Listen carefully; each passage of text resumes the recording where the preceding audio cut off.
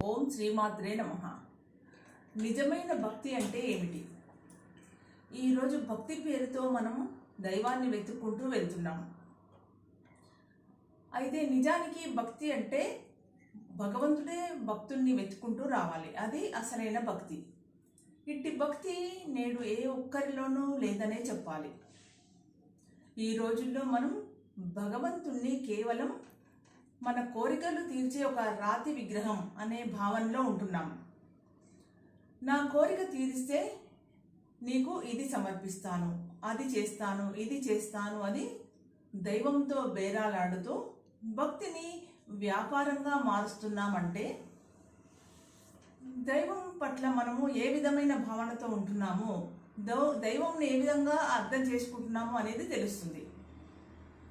మలినమైన మనస్సుతో, స్వప్న సదృశ్యమైన పదార్థాలతో, అంటే ఎన్నో ఆలోచనలతో కూడిన మలినమైన మనస్సు, స్వప్న సదృశ్యమైన పదార్థాలు అంటే స్వప్నంలో మనం ఎన్నో చూస్తాము, అవన్నీ కళ్ళు తెరవగానే మాయమైపోతుంది. ప్రపంచంలో ఉన్న ప్రతి వస్తువు కూడా శాశ్వతమైనది కాదు, తాత్కాలికమైనది. అటువంటి పదార్థాలతో నిత్య సత్యుడైన ఆ పరమాత్మను కొనడం సాధ్యమవుతుందా? ఆనాటి గోపికలు పరిపూర్ణమైన మనస్సుతో, శరణాగతి భావంతో తమ హృదయ కమలాన్నే శ్రీకృష్ణుడికి అర్పించి తద్వారా శ్రీకృష్ణుడి ప్రేమ మకరందాన్ని గ్రోలగలిగారు. మలినమైన మనస్సును కానీ, క్షణభంగురములైన పదార్థాలను, వస్తువులను కానీ వారు ఏనాడు భగవంతునికి అర్పితం చేయలేదు. శ్రీకృష్ణ తులాభారంలో సత్యభామ వజ్ర వైడూర్యాలను పెట్టి కృష్ణుని తూచడానికి ప్రయత్నించిన తూగని కృష్ణుడు రుక్మిణీమాత తులసి దళంతో తూగాడు అంటే భగవంతుడు వస్తుప్రియుడు కాదు, భావప్రియుడు, భక్తి భావనా ప్రియుడు అని స్పష్టంగా తెలిసిందే కదా.